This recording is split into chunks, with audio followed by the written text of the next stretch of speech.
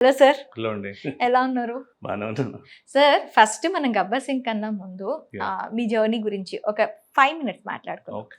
నరసన్నపేట నుంచి హైదరాబాద్ మూవీ వైపు ఎలా అసలు? ఫ్రమ్ ద బిగినింగ్ నుంచి నేను ఐయామ్ నాట్ చదువుకోవడంలో ఏమీ అంత ఇంట్రెస్ట్ లేదు. హుహు. So, other cultural activities, cricket అని బయట ఇట్లా ఉండేది.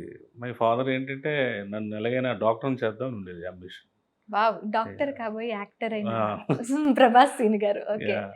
సో, అప్పుడు ఇక ఎప్పుడు మనం ఏది 7థ్ పాస్ అయ్యాను, 10థ్ పాస్ అయిన తర్వాత ఇంటర్ ఫెయిల్ అయ్యాను. ఓకే. డిగ్రీ అనేది లేదు. పాలిటెక్నిక్ జాయిన్ అయ్యాను. Discontinued. Polytechnic A group sir? Electronics and communications. Electronics లేదు గానీ ఇప్పుడు కమ్యూనికేషన్‌లో ఉన్నా. ఓకే. సో, అక్కడ అది కట్. సో ఎక్కడ? శ్రీకాకుళం గవర్నమెంట్ పాలిటెక్నికేనా? కాదు. Gudivada polytechnic. Gudivada. Yeah! Okay. Okay. So, అక్కడి నుంచి ఇంకా మా ఫాదరు శరత్ బాబు గారి ఫ్రెండ్స్. హ్మ్. Childhood friends. సో, డ్యాడీ ఎప్పుడు చెప్తుంటారు, "ఆడు చదవట్లేదు పాపం. వాడి గురించి టెన్షన్‌గా ఉందంటే," "ఎందుకు మరి ఎలాగో చదవడాడు. తీసుకెళ్ళి హైదరాబాద్ మధు ఇన్‌స్టిట్యూట్‌లో పడేయి ఆడికి" అని చెప్తే అప్పుడు నాకు మధు ఇన్‌స్టిట్యూట్‌లో హ్మ్. మా నాన్నగారికి జాయిన్ చేశారు. ఓకే. ఫస్ట్‌లో చాలా నాకు ఇంటెన్షన్ అది కాదు. చాలా రేర్ కదా! పేరెంట్స్ తీసుకొచ్చి మూవీ ఇండస్ట్రీలో జాయిన్ చేయటం. మరి అంత ఫస్ట్‌లో కోరుకొండ సైనిక్ స్కూల్ జాయిన్ చేశారు. ఓకే. సో, అక్కడ ఫెయిల్ అయ్యాను. సెలెక్ట్ అయ్యాను గానీ సమ్ మెడికల్ దీంట్లో పోయింది. ఓకే. సో, అక్కడి నుంచి ఏపీఆర్ చేసి, హ్మ్. అక్కడి నుంచి పాలిటెక్నిక్. సార్ చదవట్లేదు అని చెప్పి ఏపీఆర్ చేసి కోరుకొండ స్కూలు ఇవన్నీ ఎప్పటికైనా ఎన్ని చెప్తారేంటి చేస్తే సార్? అట్‌లీస్ట్ చదువుతాడని ఆశ ఉండేది మా నాన్నగారికి. ఓకే. సో, చదువు అనేది సార్ కోరుకొండ హై స్కూల్ అనేది నాట్ ఏ నార్మల్ థింగ్ కాదు. కాదు. చాలా కష్టపడాలి కోరుకొండ స్కూల్‌కెళ్ళాలన్నా. ఏపీఆర్ జేసీకైనా కూడా టఫ్. మీరు పాలిటెక్నిక్ అనంగానే మీరు చదవనంటున్నారు పాలిటెక్నిక్‌లో సీటు. అప్పట్లో ఇలా వడపోతూ ఉండేది పాలిటెక్నిక్ సీట్ కూడా నేను రావాలి ఎందుకు అంటే. 4 ఇయర్స్ కంటిన్యూ చేశానంటే దట్ ఈస్ ద అక్కడ ఆటోమొబైల్, సివిల్ అండ్ మెకానికల్ ఉండేది. హ్మ్. సో, ఎలక్ట్రానిక్స్ ఫస్ట్ అన్నమాట అక్కడ. ఆ హ్మ్. బ్రాంచే ఫస్ట్. సో, ఫ్యాకల్టీ ఉండేది కాదు. హ్మ్. సో, 2 పీరియడ్స్ మార్నింగ్ జరిగేవి. తర్వాత మిగిలినంతా వెళ్ళిపోయేవాళ్ళం. సో, అదేదో బాగుందని చెప్పి 4 ఇయర్స్ కంటిన్యూ చేసాం. ఓకే. బట్ సర్టిఫికేట్ అయితే రాలా. ఆఫ్టర్ దట్ హైదరాబాద్‌లో ఆఫ్టర్ దట్ తేలేదు. మధు ఇన్‌స్టిట్యూట్‌లో 1 ఇయర్ ట్రైనింగ్ తీసుకున్నాక సో, అప్పటికి ఆఫర్స్ రాకపోతే వైజాగ్ సత్యానంద్ గారి దగ్గర యాక్టింగ్ ట్రైనింగ్ జాయిన్ అయ్యాను. ఓకే. అప్పుడు కొంచెం సీరియస్‌నెస్ పెరిగింది. కెరియర్ మీద. కెరియర్ మీద, యాక్టింగ్ మీద. యాక్టింగ్ మీద. అంతే. ఓకే. కెరియర్ అప్పటికేం మనకు తెలీదు కదా! బ్లైండ్ అప్పుడు ఏం హ్మ్. తెలీదు. సో, డే బై డే గ్రాడ్యువల్‌గా 1 బై 1 అట్లాగా ఇప్పుడు ఈరోజు మీతో ఇంటర్వ్యూ మాట్లాడే స్టేజ్‌కొచ్చాం. శ్రీకాకుళం నుంచి ఒక యాహ్! శ్రీకాకుళం అనంగానే ఒక వెనకబడిన Chicole to Chicole to Secunderabad. Sikkol to Secunderabad. ఏ మీకెలా అనిపిస్తూ ఉంటుంది? ఒక్కసారి అప్పటి లైఫ్‌ని, ఇప్పుడిని ఒక్కసారి బేరేజ్ వేసుకుంటే మీకెలా అనిపిస్తూ అంటే ఉంటుంది? ఇప్పుడు మనం వేసుకోగలుగుతున్నాం గానీ, అప్పుడు మనకేం తెలీదు కదండీ. అవును. మనం ఏమవుతామో మనకు తెలీదు.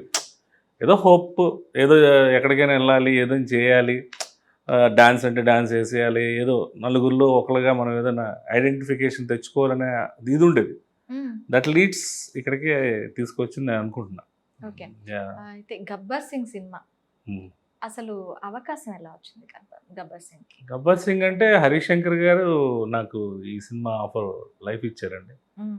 యాక్చువల్‌గా నా గురువుగారుగా ఆయనే నాకు ఈ సినిమా లైఫ్ ఇచ్చారు. యాక్చువల్లీ అంత సీరియస్‌గా నేను ట్రై చేయట్లేదు. అప్పుడు అటు వర్క్, ఇటు వర్క్‌లో ఉన్నా. హ్మ్. సో, ఆయనే ఈ సినిమాకి టోటల్ 32 డేస్ క్యారెక్టర్ ఇచ్చారు. ఓకే.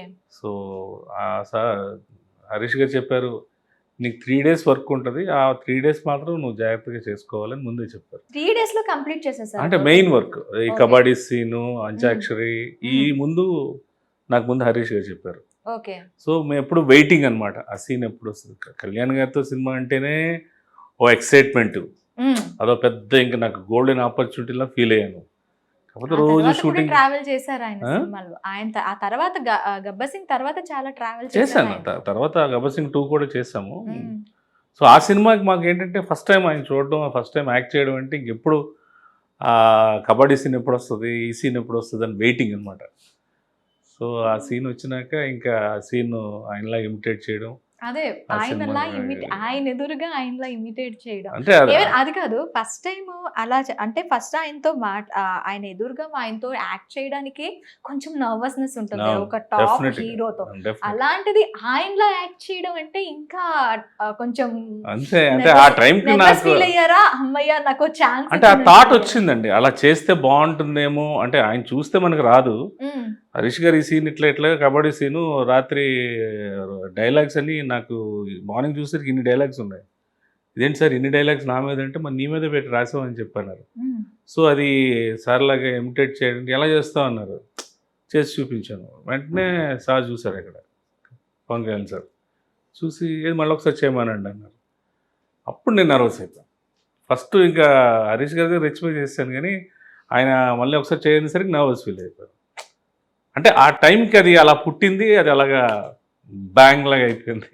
హ్మ్. అది నాకు చాలా అదృష్టం. అంటే ఎందుకంటే అంత పెద్ద ఆయన్ని ఇమిటేట్ చేయడం ఫస్ట్ థింగ్ అయితే అలా ఇమిటేట్ చేసిన వాళ్ళు ఎవరు ఎంకరేజ్ చేయరు కదా! అదొద్దు హ్మ్. తర్వాత ఇంకోటి అంటారు. బట్ అవును. ఆయన ఒప్పుకోవడం అనేదే నా లైఫ్ టర్నింగ్ పాయింట్.